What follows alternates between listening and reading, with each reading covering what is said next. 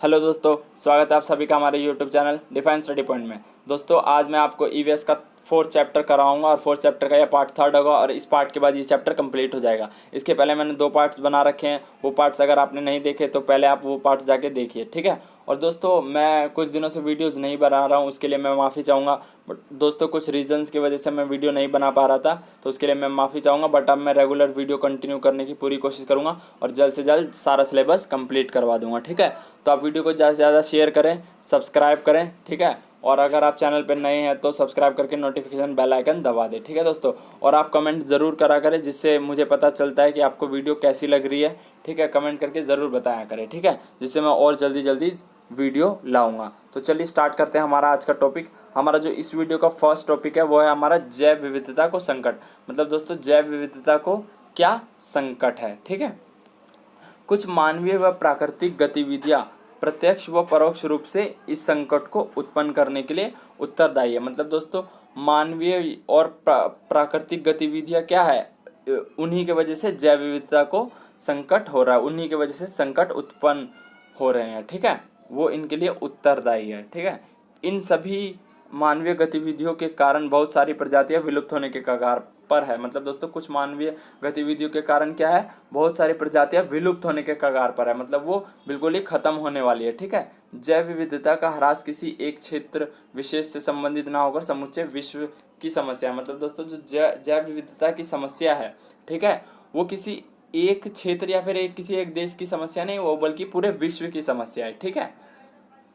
अब हम इसके पॉइंट्स देख लेते हैं। पॉइंट्स में मैंने लिख रखे हैं तो उस पॉइंट्स को देख लेते हैं। पहला क्या है दोस्तों, पहला है हमारा आवासीय क्षति, ठीक है। अब आवासीय क्षति क्या होता है इसको हम समझने का प्रयास करते हैं।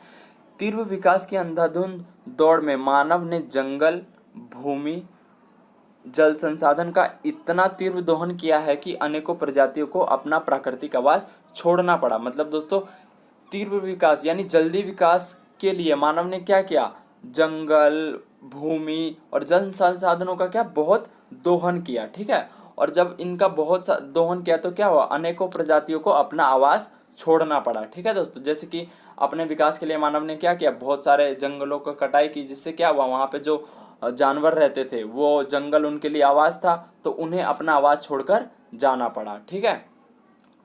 नई आवासीय क्षेत्र में अब जब वो वहाँ का आवास क्षेत्र छोड़ देंगे तो नए आवास क्षेत्र में जाएंगे, ठीक है, तो वहाँ पे भी उनको समस्या का सामना करना पड़ेगा। जैसे कि नए आवासीय क्षेत्र में इन प्रजातियों को अनेकों समस्या का सामना करना पड़ता है, ठीक है। मतलब इनको बहुत सारी समस्याओं का सामना करना पड़ता है, साथ साथ अपनी अस्तित्व बचाने होते अन्य प्रजातियों से संघर्ष करना पड़ता है। मतलब दोस्तों जब ये दूसरी इलाकों में जाते हैं तो इनको अपने आप को बचाने के लिए क्या करना पड़ता है, संघर्ष भी करना पड़ता है, क्योंकि वहाँ पे पहले से भी तो बहुत सारे प्रजाति होंगे और जब ये वहाँ पे जाएंगे तो इनको अपने आप को बचाने के लिए उनसे भी संघर्ष करना पड़ता है, ठीक है। जिस कारण दोस्तों ये मिस्टेक हो गई, जिस कारण वर्ष होगा यहाँ पे, ठीक है। जिस कारण वर्ष क्या होता है, प्रतिदिन अनेकों जीवों व पादप संकटग्रस्त व विलुप्त प्राय हो रहे हैं। मतलब दोस्तों जब ये नए स्थान पर जाते हैं और इनको संघर्ष करना पड़ता है तो इससे क्या होता है, इससे बहुत सारे जीव वहाँ पे नहीं बच पाते, बहुत सारे जीव मर जाते हैं, तो इससे क्या हो रहा है, बहुत सारे जीव संकटग्रस्त व विलुप्त प्राय हो रहे हैं, ठीक है। तो इसका जो फर्स्ट पॉइंट था वो आवासीय क्षति, उसको हमने समझ लिया है। चलते हैं नेक्स्ट, इसी का जो पॉइंट है उस पर। नेक्स्ट जो पॉइंट है दोस्तों वो हमारा वन्य जीवों का अवैध शिकार। मतलब वन्य जीवों का अवैध शिकार के वजह से भी जैव विविधता का ह्रास हो रहा है, ठीक है। अब इसको समझने का कोशिश करते हैं। मानव के लालची स्वभाव, आर्थिक लाभों की मंशा ने अनेकों प्रजातियों के मौत के घाट उतारा। मतलब मानव की जो लालची स्वभाव है उसके कारण बहुत सारी प्रजातियां मौत के घाट उतर चुकी है, ठीक है। धन संपदा में वृद्धि, चिकित्सा महत्व व अन्य कारणों से इन जीवों का अवैध तस्करी की जाती है। मतलब दोस्तों जो जानवर होते हैं उनका क्या किया जाता है, अवैध तस्करी की जाती है, ताकि उनसे उनको पैसे मिल सके और कुछ कुछ चिकित्सा संबंधित से भी उनका अवैध तस्करी की जाती है, ठीक है। बहुत बार मनुष्य की मनोरंजनात्मक गतिविधियों के कारण भी जीवों का शिकार होता है। मतलब दोस्तों कई बार क्या होता है, मनुष्य के मनोरंजन के लिए भी जानवरों का शिकार किया जाता है, ठीक है।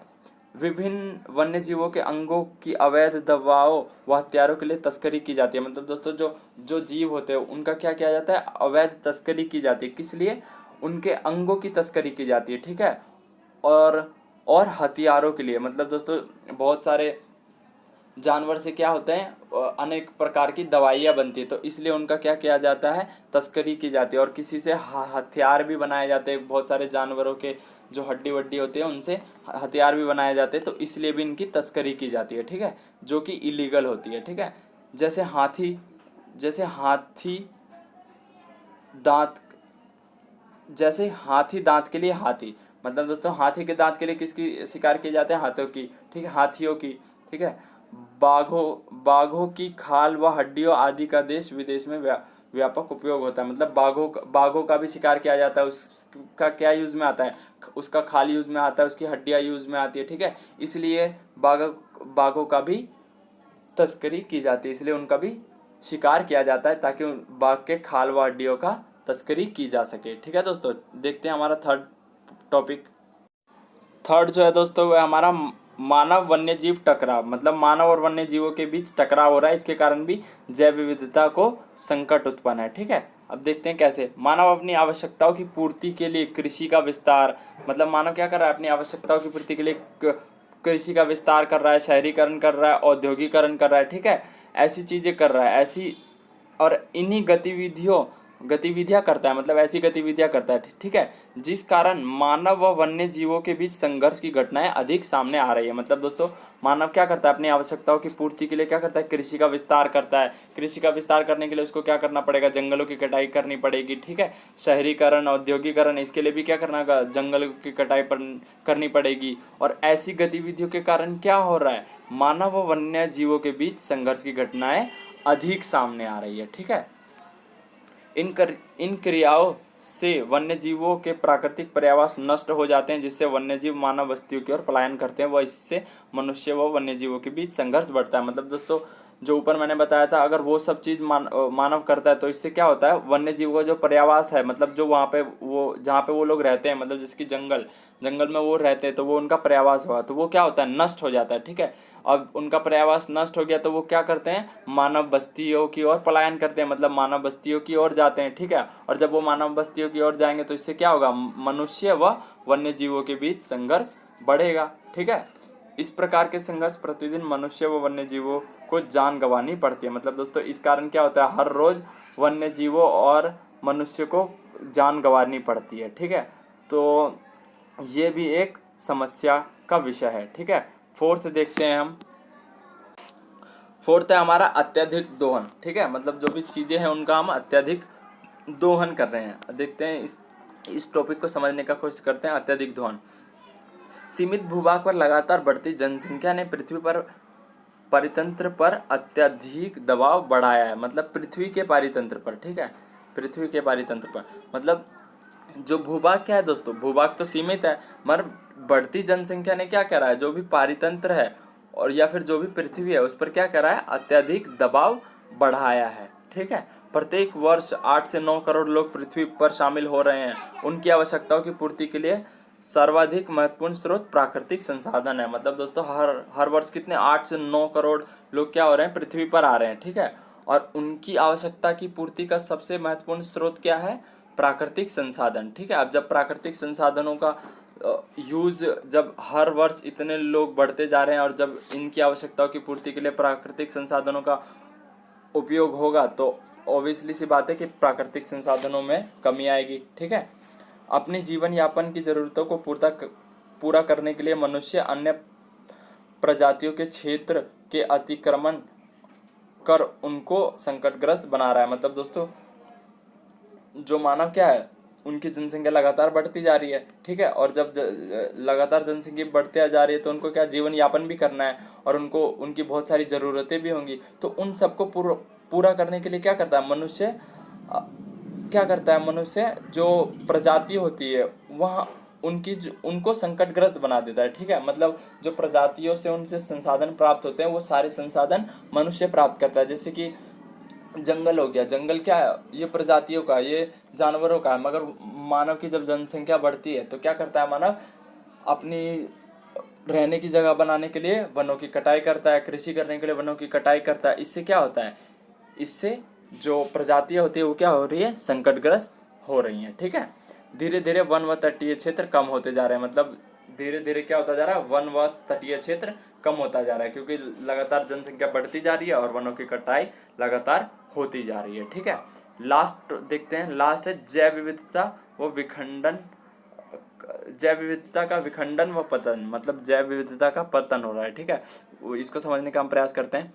विश्व भर में वन व तटीय क्षेत्रों का ह्रास हुआ। ठीक है, मतलब विश्व भर में क्या हुआ, वन व तटीय क्षेत्र का ह्रास हुआ। ठीक है, विशाल अमेज़न वर्षा वन को जानवरों के चरागाहों के लिए, सोयाबीन की खेती के लिए साफ किया जा रहा है। मतलब जो अमेज़न वर्षा वन है दोस्तों, ठीक है, उसको क्या किया जा रहा है, जो चरागाह है और सोयाबीन की खेती के लिए क्या किया जा रहा है, साफ किया जा रहा है। मतलब पशु चराने के लिए, ठीक है, और जो सोयाबीन की खेती है उसको करने के लिए क्या किया जा रहा है, विशाल जो अमेज़न वन है उसको साफ किया जा रहा है। ठीक है, जंगल में लगने वाली आग से वन्य जीवों का अत्यधिक नुकसान होता रहा है। मतलब दोस्तों ये तो होता ही है कि लोग वनों की कटाई करते हैं, मगर एक प्राकृतिक कारण भी होता है, जिसे जैसे कि जंगल में लगने वाली आग, इससे भी क्या होता है, बहुत अत्यधिक नुकसान होता है। ठीक है, घास के मैदानों का दुरुपयोग, अति उपयोग या भिन्न प्रकार से उपयोग हो रहा है। मतलब जो घास के मैदान है उनका या तो दुरुपयोग हो रहा है या तो उनका बहुत ज़्यादा ही उपयोग हो रहा है और भिन्न भिन्न प्रकार से भी उपयोग हो रहा है। ठीक है, प्राकृतिक वनों को काटकर इमारती लकड़ी के पेड़ लगाए जा रहे हैं। मतलब दोस्तों प्राकृतिक जो वन होते हैं उनको काट कर क्या करा जा रहा है, इमारती लकड़ी के पेड़ लगाए जा रहे हैं। ठीक है, अब आप कहोगे बेशक वनों को काट रहे हैं, मगर वन को काट के वहाँ पे पेड़ तो ही लगाए जा रहे हैं, है ना, तो फिर तो ये हमारे लिए फायदेमंद ही होने चाहिए। नहीं दोस्तों, इसमें क्या होता है, देखो यह वृक्ष बहुपक्षीय प्राकृतिक वनों की तरह जैव विविधता को सहारा नहीं दे सकता। मतलब दोस्तों जो इमारती लकड़ी होती है वो हमारे लिए उपयोगी बहुत होती है, वो जैसे कि फर्नीचर वगैरह जो बनाए जाते हैं वो इमारती लकड़ी से बनती है। ठीक है, मगर इसका जो पेड़ होता है वो जैव विविधता को सहारा नहीं देता। मतलब जैव विविधता को बनाए रखने में इमारती लकड़ी उतना उपयोग नहीं करता है। ठीक है, जितना जो प्राकृतिक वनों के पेड़ होते हैं वो करते हैं। तो इसलिए अगर प्राकृतिक वन को काटकर इमारती लकड़ी लगाई जा रही हैं तो वो भी एक तरह से नुकसानदेह है। ठीक है, इससे भी जैव विविधता का ह्रास हो रहा है। ठीक है दोस्तों, तो दोस्तों हमने पढ़ लिया जैव विविधता का ह्रास कैसे हो रहा है। ठीक है, जैव विविधता को संकट कैसे उत्पन्न हुआ है, हमारा ये टॉपिक था जैव विविधता को संकट, और इसके हमने 5 पॉइंट पढ़ लिया। आवासीय क्षति, ठीक है, मतलब उनके आवासों को कैसे क्षति हो रहा है, दूसरा पॉइंट भी, तीसरा, 4-5 पॉइंट हमने पढ़ लिए। ठीक है, तो आई होप आपको ये टॉपिक क्लियर हुआ होगा। अब देखते हैं हमारा नेक्स्ट टॉपिक। नेक्स्ट जो टॉपिक है दोस्तों हमारा जैव विविधता संरक्षण। अब दोस्तों हमने जैव विविधता के संकट के बारे में तो पढ़ लिया। ठीक है, अब जब संकट है तो सरकार उसका संरक्षण के बारे में भी तो कुछ सोचेगी। ठीक है, तो जैव विविधता का संरक्षण भी किया जा रहा है। ठीक है, तो अब उसके बारे में पढ़ते हैं। ठीक है, जैव विविधता का संरक्षण 2 तरीके से किया जाता है। पहला जो है वो है स्वस्थानीय संरक्षण। ठीक है, पहला है स्वस्थानीय संरक्षण, जो दूसरा है उसको हम कहते हैं बाह्य स्थानीय संरक्षण। ठीक है, अब इन दोनों में क्या डिफरेंस है इसको अब हम समझते हैं। ठीक है, पहले स्वस्थानीय संरक्षण के बारे में पढ़ लेते। इस संरक्षण के अंतर्गत पौधों और जानवरों का संरक्षण उनके स्थानीय परितंत्रों में दिया जाता है या फिर किया जाता है। मतलब दोस्तों जो स्वस्थानीय संरक्षण होता है उसमें क्या होता है, जो पौधों और जो जानवर होते हैं उनके स्थानीय परितंत्रों में ही उनका संरक्षण किया जाता है। मतलब वो जहाँ पे थे मतलब वहीं पे ही उनका संरक्षण किया जाता है। ठीक है, तो ऐसे संरक्षण को हम स्वस्थानीय संरक्षण कहते हैं। मतलब जहाँ पर वो थे वहीं पे उनका संरक्षण किया जाए। ठीक है, यह एक प्रक्रिया है जिसमें विलुप्त प्राय पौधों या जानवरों को उनके प्राकृतिक स्थल पर संरक्षित किया जाता है। मतलब दोस्तों यह एक प्रक्रिया है, ठीक है, जिसमें विलुप्त प्राय पौधों या फिर जानवरों को क्या करता है, उनके प्राकृतिक स्थल पर ही, मतलब जो उनका प्राकृतिक स्थल है, मान के चलो वो जो मान के चलो कोई जानवर है वो अमेज़न के जंगलों में रहता है। ठीक है, अगर उसको हमें संरक्षण देना है, ठीक है, और हम अमेज़न के जंगल में ही उसको संरक्षण दे रहे हैं। ठीक है, मतलब जहाँ पे वो पहले से था उसके प्राकृतिक स्थान में ही हम जब हम उसको संरक्षण देंगे तो उसको हम क्या कहेंगे, स्वस्थानीय संरक्षण। ठीक है, अब आपको समझ में आ गया होगा। और इसका उदाहरण होगा जैसे कि राष्ट्रीय उद्यान, ठीक है, अभ्यारण्य और जैव विविधता संरक्षण क्षेत्र, ये इसके क्या है, उदाहरण है। ठीक है, तो स्वस्थानीय संरक्षण आई होप आपको समझ में आया होगा। अब बाह्य स्थानीय संरक्षण के बारे में समझ लेते हैं। ठीक है, प्रजातियों के आवास स्थल से बाह्य क्षेत्र में उनका संरक्षण करना बाह्य स्थल संरक्षण कहलाता है। मतलब दोस्तों स्वस्थानीय संरक्षण में क्या था, वहीं जहाँ पे वो थे वहीं पे उनका संरक्षण किया जाता था। ठीक है, मगर बाह्य स्थानीय संरक्षण में क्या करते हैं, जहाँ पे वो हैं उससे अलग कहीं ले जाके उनका संरक्षण किया जाता है, तो उसको हम क्या कहें, बाह्य स्थान संरक्षण। मतलब जहाँ पे वो मान के चलो ये ए स्थान है, यहाँ पे वो रहते थे, ठीक है, मान के चलो ए स्थान में वो रहते थे, अब उनका संरक्षण बी स्थान में किया जा रहा है, ए स्थान से ले जाके बी स्थान में किया जा रहा है, तो उसको हम कहेंगे बाह्य स्थानीय संरक्षण, ठीक है। और इसका उदाहरण होगा जैसे वनस्पति उद्यान या फिर चिड़ियाघर। चिड़ियाघर में क्या होता है, बाहर से पक्षी जानवर लाए जाते हैं, ठीक है। तो आई होप आपको समझ में आया होगा।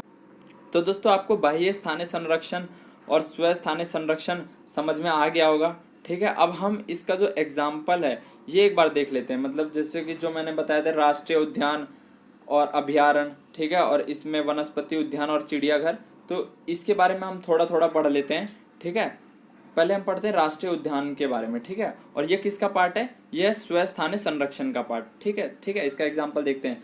राष्ट्रीय उद्यान, राष्ट्रीय उद्यान क्या होता है ये हम समझने का प्रयास करते हैं। वन्य जीव अधिनियम 1972 किसी समृद्ध जैव विविधता वाले प्राकृतिक पारिस्थितिकी तंत्र को राष्ट्रीय उद्यान घोषित करने की शक्ति राज्य को देता है। मतलब दोस्तों 1972 में यह अधिनियम लाया गया था, जिसमें क्या होता है, जो कि किसी समृद्ध जैव विविधता वाले प्राकृतिक परितंत्र को क्या कर सकते हैं, हम राष्ट्रीय उद्यान में घोषित कर सकते हैं। मतलब सरकार क्या कर सकती है, राष्ट्रीय उद्यान में उनको घोषित कर सकती है जहाँ पे जैव विविधता अधिक हो, ठीक है। और उसके अंतर्गत क्या क्या होगा, जो क्षेत्र पारिस्थितिकी जीव जंतु वनस्पतियों भू आकृतियों व जलीय महत्व के हैं और उनका संरक्षण किया जाना अत्यंत आवश्यक है, उन्हें राष्ट्रीय उद्यान घोषित किया जा सकता है। मतलब दोस्तों ऐसे क्षेत्र जहाँ पे जीव जंतु अधिक पाते हो, वनस्पति अधिक पाए जाते हो, ठीक है, और भू आकृति उनकी महत्वपूर्ण है, जलीय महत्व से वो क्षेत्र अधिक महत्वपूर्ण है, ठीक है, और उनका संरक्षण किया जाना अत्यंत आवश्यक है। तो ऐसे क्षेत्र को क्या कर सकता है, जो सरकार है वो क्या कर सकती है, राष्ट्रीय उद्यान घोषित कर सकती है, ठीक है दोस्तों। अब क्या होता है, इन क्षेत्रों में जंतुओं का शिकार, लकड़ी काटना, पशु चराने तथा कृषि पर प्रतिबंध होता है। मतलब जब ये हम घोषित कर देते हैं कि मतलब सरकार जब घोषित कर देती है कि ये राष्ट्रीय उद्यान है, तो वहाँ पे क्या होता है, वहाँ पे जंतुओं का शिकार, लकड़ी काटना, इन सब पर प्रतिबंध होता है, ठीक है। तो आई होप आपको ये जो राष्ट्रीय उद्यान है ये समझ में आया होगा। अब हम देखते हैं वन्य जीव अभयारण्य। वन्य जीव अभयारण्य क्या होता है ये हम समझने का प्रयास करते हैं। अभयारण्य एक सुरक्षित क्षेत्र है जो वन्य जीव प्राणियों के सुरक्षा तथा संरक्षण के लिए आरक्षित है। मतलब दोस्तों ये क्या है, एक सुरक्षित क्षेत्र है और इसमें भी क्या किया जाता है, वन्य जीव और प्राणियों की सुरक्षा की जाती है, ठीक है। मानवीय गतिविधियों जैसे लकड़ी काटना, एकत्रित करना, चराई आदि की अनुमति होती है, ठीक है दोस्तों। मतलब यहाँ पे लकड़ी काटना और चराई और एकत्रित करना और जानवर चराना, ठीक है, इन सब की अनुमति होती है। मगर अभी जो हमने पढ़ा था राष्ट्रीय उद्यान, इसमें क्या होता है, इसमें इन सब की भी अनुमति नहीं होती है, मगर वन्य जीव अभयारण्य में इसकी अनुमति होती है, ठीक है। तो दो जो एग्जाम्पल थे वो हमने देख लिए। अब हम तीसरा एग्जाम्पल देखेंगे जो कि होगा बाह्य स्थानीय संरक्षण का। अभी जो हमने दो एग्जाम्पल देखा वो किसके थे, स्व स्थानीय संरक्षण के, ठीक है। अब जो हम एग्जाम्पल देखेंगे वो किसका होगा, वो होगा बाह्य स्थानीय संरक्षण का, ठीक है। तो बाह्य स्थानीय संरक्षण के बारे में अब हम देख लेते हैं। बाह्य स्थानीय संरक्षण का जो पहला एग्जाम्पल है वो है चिड़ियाघर। इसमें भी क्या होता है दोस्तों, जानवरों को बाहर से लाया जाता है या विशेष प्राणियों जानवरों को संरक्षित किया जाता है। मतलब यहाँ पे जो जानवरों हैं उनको क्या कहा जाता है, संरक्षित किया जाता है, ठीक है। भारत में पहला चिड़ियाघर 1800 में खुला था, ठीक है। चिड़ियाघर के बारे में इतना सा मैंने छोटा सा भी लिखा है, ठीक है। वनस्पति उद्यान, क्योंकि चिड़ियाघर के बारे में आपको तो नॉलेज हो गई तो आप बना के भी लिख सकते हो, ठीक है। वनस्पति उद्यान, ठीक है। वनस्पति उद्यान क्या होता है समझते हैं। वनस्पति उद्यान एक प्रकार का उद्यान होता है जहां केवल फल फूल इत्यादि उगाए जाते हैं। मतलब दोस्तों एक ऐसी जगह होती है जहां पर केवल फल फूल, ठीक है, मतलब जो अलग अलग प्रकार के फल नहीं, फूल पौधे, ये अलग अलग प्रकार के फूल पौधे ये सब उगाए जाते हैं, ठीक है। अलग प्रकार के फूल पौधे, ठीक है, ये सब उगाए जाते हैं। इन स्थानों में आगंतुक व पर्यटक स्थानीय अथवा वैश्विक वनस्पति को देख सकते हैं। मतलब दोस्तों यहाँ पे क्या होता है, यहाँ पे जो बाहर से आए हुए लोग होते हैं या फिर कोई भी लोग यहाँ की जो स्थानीय और या फिर वैश्विक वनस्पति है उसको देख सकते हैं, ठीक है।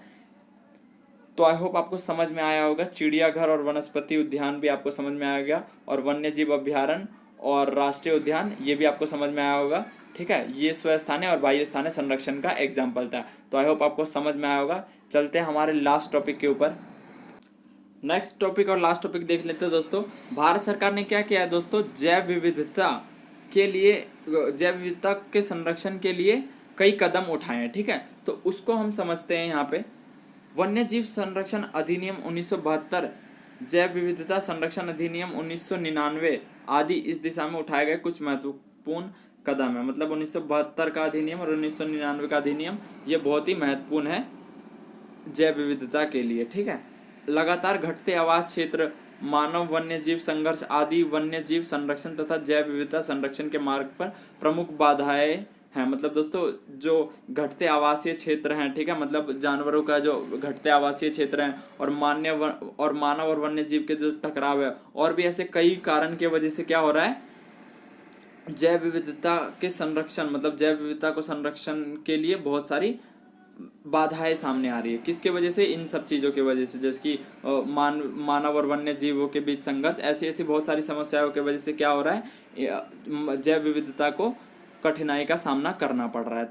ठीक है, भारत सरकार इन मुद्दों को ध्यान में रखते हुए कई संरक्षण परियोजनाएं चला रही है। मतलब दोस्तों भारत सरकार क्या कर रही है, इन मुद्दों को ध्यान में रखते हुए कई संरक्षण परियोजना चला रही है। मतलब भारत सरकार को सारी समस्याएं भी पता है। ठीक है, जैसे कि जब पॉपुलेशन बढ़ रही है तो भारत सरकार क्या करना है, लोग ओबियसली से बात है ज़्यादा कृषि भी करेंगे और वनों की थोड़ी बहुत कटाई भी होगी। तो इन सभी समस्याओं को ध्यान में रखते हुए कुछ परियोजनाएं चलाई जा रही है कि लोगों का भी हानि ना हो और जैव विविधता को भी ह्रास ना हो। ठीक है, तो कुछ मुद्दे हैं, प्रमुख मुद्दे, उनके बारे में हम थोड़ा चर्चा कर लेते हैं, यहाँ पे थोड़ा थोड़ा देख लेते हैं। ठीक है, पहला जो टॉपिक है वो है हमारा प्रोजेक्ट टाइगर।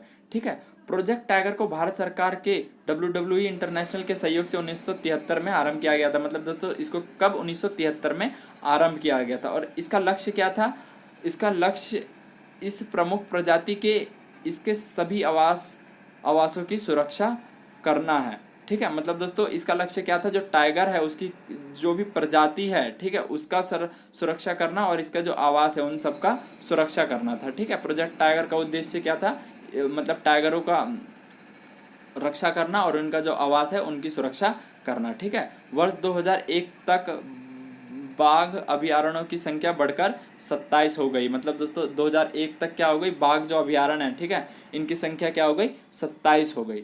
ठीक है, अब नेक्स्ट देख लेते हैं। नेक्स्ट है हमारा प्रोजेक्ट हाथी। ठीक है, ये हाथियों को बचाने के लिए चलाया गया था, इसके बारे में पढ़ लेते हैं। प्रोजेक्ट एलिफेंट 1992 में केंद्र सरकार द्वारा किया गया था। मतलब दोस्तों ये केंद्र सरकार ने ये प्रोजेक्ट चलाया था 1992 में। ठीक है, यह कार्यक्रम हाथी की संख्या को बढ़ाने तथा उनके प्राकृतिक आवास क्षेत्र में उनको प्रतिस्थापित करने के लिए शुरू किया गया। मतलब दोस्तों ये किस लिए चलाया गया था, ताकि हाथियों की संख्या में बढ़ोतरी हो सके और तथा उनके आवास क्षेत्र को सुरक्षित किया जा सके। ठीक है, इसलिए यह परियोजना चलाई गई थी। ठीक है, यह परियोजना मुख्य रूप से 13 राज्यों में चलाई गई। ठीक है, और यह परियोजना मुख्य रूप से कितने राज्यों में चलाई गई, 13 राज्यों में। नेक्स्ट देखते हैं, नेक्स्ट है गिद्ध प्रजनन कार्यक्रम। ये भी जो है ये किस लिए चलाई गई थी, ये गिद्ध को बचाने के लिए चलाई गई थी यह परियोजना। ठीक है, IUCN ने 9 में से 3 प्रजातियों को संकटग्रस्त बताया। मतलब दोस्तों गिद्ध की 9 में से 3 प्रजातियों को क्या बताया था, संकटग्रस्त बताया था IUCN ने। ठीक है, डिक्लोफिनेक मवेशियों को उनकी पीड़ा कम करने के लिए दी जाती थी और मवेशियों के मरने के बाद उन्हें गिद्धों के भोजन के लिए खुले में छोड़ दिया जाता था। मतलब दोस्तों ये डिक्लोफिनेक क्या है, एक दवाई, एक प्रकार की दवाई है। ये किसको दी जाती थी, मवेशियों को दी जाती थी, ताकि उनकी जो बीमारी या फिर उनकी जो पीड़ा है वो कम हो सके। ठीक है, मगर अगर वो मर जाते थे तो उनको क्या कर दिया जाता था, उनको गिद्ध जो होते हैं उनको खाने के लिए खुले में ही छोड़ दिया जाता था, ताकि गिद्ध उनका शिकार मतलब उनको खा सके। ठीक है, और मवेशियों का मांस खाने वाले गिद्ध डेक्लोफेनिक की विषाक्तता से ग्रस्त हो जाते हैं, जिससे उनके गुर्दे काम करना बंद कर देते हैं। ठीक है, मतलब दोस्तों इससे क्या होता है, इससे जो गिद्ध है उनके गुर्दे काम करना बंद कर देते हैं, पेटों में गांठें हो जाती है, जिससे उनकी मृत्यु हो जाती है। मतलब दोस्तों जो मवेशियों में जो दवाई डाली जाती थी ये डिक्लोफिनेक, ठीक है, इससे क्या होता है, इससे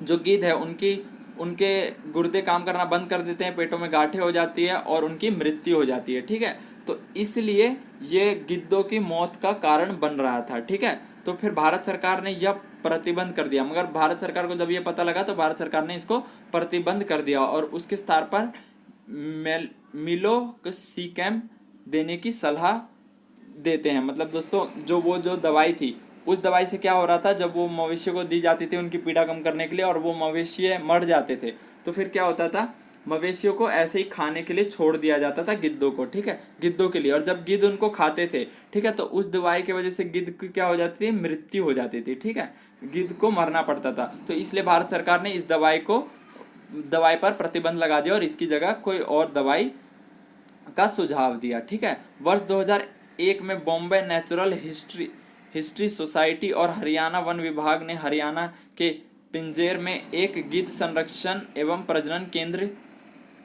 की थी। मतलब दोस्तों 2001 में क्या किया, एक गिद्ध प्रजनन केंद्र स्थापित किया गया। ठीक है, जिसमें अलग अलग प्रजाति के गिद्ध रखे गए। ठीक है, मतलब जो गिद्ध प्रजनन केंद्र था उसमें अलग अलग प्रजाति के गिद्ध रखे गए और उसका लक्ष्य 2020 तक 100 गिद्धों के जोड़ों को आकाश में खुला जोड़ देने का की थी। ठीक है, मतलब दोस्तों वो जो गिद्ध प्रजनन केंद्र था उसमें उनका उद्देश्य क्या था कि 2020 तक 100 गिद्धों के जोड़ों को, मतलब जो 100 गिद्ध जब उसमें हो जाएंगे, ठीक है, तब वो क्या करेंगे, उनको खुले आकाश में छोड़ देंगे। जब 100 गिद्धों का जोड़ा हो जाएगा, ठीक है, तो उनको क्या करेंगे, उनको आकाश में छोड़ देंगे। तो ये था गिद्ध प्रजनन कार्यक्रम। ठीक है, तो आई होप आपको समझ में आया होगा। नेक्स्ट देखते हैं, नेक्स्ट है मगरमच्छ संरक्षण परियोजना। ठीक है, ये भी मगरमच्छ को बचाने के लिए ये परियोजना चलाई गई थी। 1970 के दशक के शुरू की गई भगवतपुर मगरमच्छ परियोजना का उद्देश्य खारे पानी में मगरमच्छों की संख्या में वृद्धि करना था। मतलब दोस्तों 1970 में ये परियोजना चलाई गई थी। ठीक है, और इसका उद्देश्य क्या था, जो मगरमच्छों की संख्या में वृद्धि करना। ठीक है, 1978 तक कुल 16 मगरमच्छ प्रजनन केंद्र स्थापित किए गए। मतलब दोस्तों 1970 में ये चालू हुआ और 1978 तक कितने, 16 मगरमच्छ प्रजनन केंद्र स्थापित किए गए। ठीक है, मगरमच्छों अभयारण्यों की सर्वाधिक संख्या आंध्र प्रदेश में, और जो मगरमच्छ अभयारण्यों की संख्या सबसे अधिक कहाँ है, आंध्र प्रदेश में है। ठीक है, आई होप आपको समझ में आएगा। नेक्स्ट जो देखते हैं वो है ग्रेट इंडियन बस्टर्ड पक्षी संरक्षण परियोजना, जिसको सौर चिरैया भी कहते हैं। ठीक है, इस परियोजना में सोन चिरैया, ठीक है दोस्तों, इस परियोजना में क्या है हम समझ लेते हैं। वर्ष 1969 में ग्रेट इंडियन बस्टर्ड पक्षी की आबादी लगभग 1260 थी। ठीक है, वर्तमान में देश के केवल 5 राज्यों में मात्र 150 सोन चिरैया है। मतलब दोस्तों 1969 में क्या थी, इनकी संख्या कितनी थी, 1260। ठीक है, और लगभग अब कितनी बची है, मात्र 150। ठीक है, तो देखो ये कितनी बुरी बात है दोस्तों, है ना। तो इसलिए ये परियोजना चलाई गई थी। यह भारत और पाकिस्तान की भूमि पर पाए जाने वाला एक विशाल पक्षी है। मतलब दोस्तों ये भारत और पाकिस्तान की भूमि में पाया जाता है यह पक्षी। ठीक है, ये कई बार सीमा पार पाकिस्तान चली जाती हैं और मांस खाने के लिए इनका शिकार हो जाता है। मतलब दोस्तों ये कई बार क्या हो जाते हैं, सीमा पार करके पाकिस्तान चले जाते हैं और मांस के लिए इनका शिकार हो जाता है। मतलब लोग क्या कर लेते हैं, इनका शिकार कर लेते हैं। इस वजह से इनकी संख्या धीरे धीरे कम होती गई। ठीक है, इनकी सुरक्षा के लिए यह परियोजना चलाई गई। मतलब दोस्तों इसीलिए इनकी यह परियोजना चलाई गई ताकि इसका संरक्षण किया जा सके। ठीक है, इसका एक और नाम है सोन चिरैया। ठीक है, वैसे तो इसको ग्रेट इंडियन बस्टर्ड पक्षी संरक्षण परियोजना कहते हैं, मगर इसका वैसे इस चिरैया का नाम सोन चिरैया भी हम कहते हैं। ठीक है, तो आई होप आपको समझ में आया होगा। अब देख लेते हैं नेक्स्ट है साइलेंट वैली आंदोलन। ठीक है, साइलेंट वैली आंदोलन के बारे में पढ़ लेते हैं।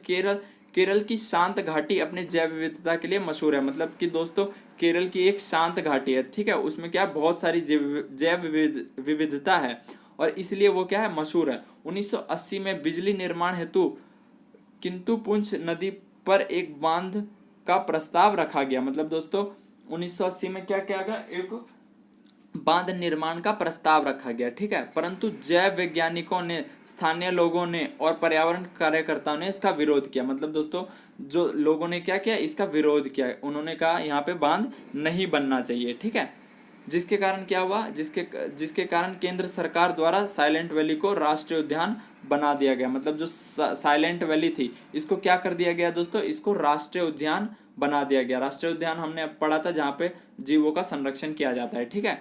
और लोगों ने क्यों मनाही कर दी थी बांध बनने से, क्योंकि दोस्तों अगर यहाँ पे बांध बनता तो क्या होता है, जो जो शांत घाटी की जो जैव विविधता है वो क्या हो जाती, वो फिर नष्ट हो जाती है। अगर इस नदी पर, ये जो कुंती पुंछ नदी है, यहाँ पर अगर बांध बनता तो बांध बनने से क्या होता है, बहुत सारे जंगल डूब जाते हैं, तो फिर क्या होता है, इसकी जैव विविधता भी नष्ट हो जाती है यहाँ की, ठीक है। इसलिए लोगों ने इसका विरोध किया और यह विरोध सफल भी रहा, ठीक है। इसी आंदोलन को साइलेंट वैली आंदोलन कहा जाता है। और इसी आंदोलन को क्या कहा जाता है दोस्तों, साइलेंट वैली, ठीक है। क्योंकि हिंदी में इसका क्या नाम है, हिंदी में इसका नाम है शांत घाटी, ठीक है, शांत घाटी, तो इसीलिए इसका नाम पड़ा साइलेंट वैली आंदोलन, ठीक है। नेक्स्ट हम पढ़ते हैं।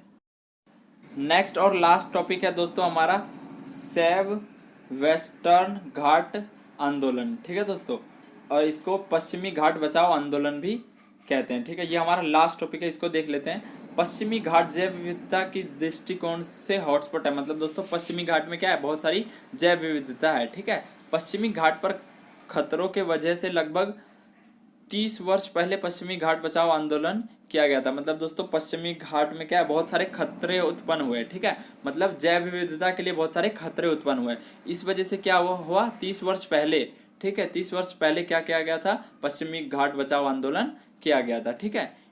इसमें क्या किया गया दोस्तों, इसमें इन्होंने पूरे पश्चिमी घाट में 100 दिनों तक पैदल चलते हुए पश्चिमी घाट के महत्व तथा उस पर आसन खतरों के प्रति जागरूक पैदा की। मतलब दोस्तों इस आंदोलन में क्या किया गया, लोग 100 दिन तक पैदल चलते हुए पश्चिमी घाट की महत्व के बारे में लोगों को जागरूक किया कि पश्चिमी घाट का क्या महत्व है, ठीक है, इसके बारे में जागरूक किया। और अगर पश्चिम घाट की जो जैव विविधता है वो अगर नष्ट हो जाए तो उससे क्या क्या खतरा उत्पन्न होंगे, इसके प्रति भी लोगों को जागरूक किया, ठीक है। तो ये इस आंदोलन में किया गया था। तो दोस्तों जो भी आंदोलन थे वो हमने सारे कवर कर लिए, ठीक है। तो आई होप आपको समझ में आया होगा दोस्तों। और दोस्तों ये चैप्टर यहीं पे ख़त्म होता है, ठीक है। ये 3rd पार्ट था, और अगर आपने बाकी के 2 पार्ट नहीं देखे तो आप जाके देख सकते हैं, ठीक है दोस्तों। और दोस्तों वीडियो कैसा लगा आप कमेंट करके ज़रूर बताया करें। कमेंट आप करते हैं तो मुझे पता चलता है, जिससे मैं और भी जल्दी से जल्दी वीडियोस लाया करूँगा, ठीक है दोस्तों। और आप स्क्रीनशॉट ले लिया करें, जो भी मैं नोट्स बनाता हूँ उनका आप स्क्रीनशॉट ले लिया करें, ठीक है। और दोस्तों आप कमेंट ज़रूर करा करें और अपने ज़्यादा से ज़्यादा दोस्तों को शेयर करें। और जो मैं वीडियो डिले कर रहा था लाने में वो किसी रीजंस की वजह से, बट अब मैं डिले नहीं करूँगा, जल्द से जल्द वीडियोस लाऊंगा और जल्द से जल्द सारा सिलेबस कंप्लीट करवा दूंगा, ठीक है। तो वीडियो कैसा लगा कमेंट करके ज़रूर बताएं और अपने दोस्तों को ज़्यादा से ज़्यादा शेयर करें। और अगर आप चैनल पर नए हैं तो चैनल को सब्सक्राइब करें और नोटिफिकेशन बेल आइकन ज़रूर दबाएँ, ठीक है। ठीक है दोस्तों, वीडियो देखने के लिए थैंक यू दोस्तों, हैव अ गुड डे।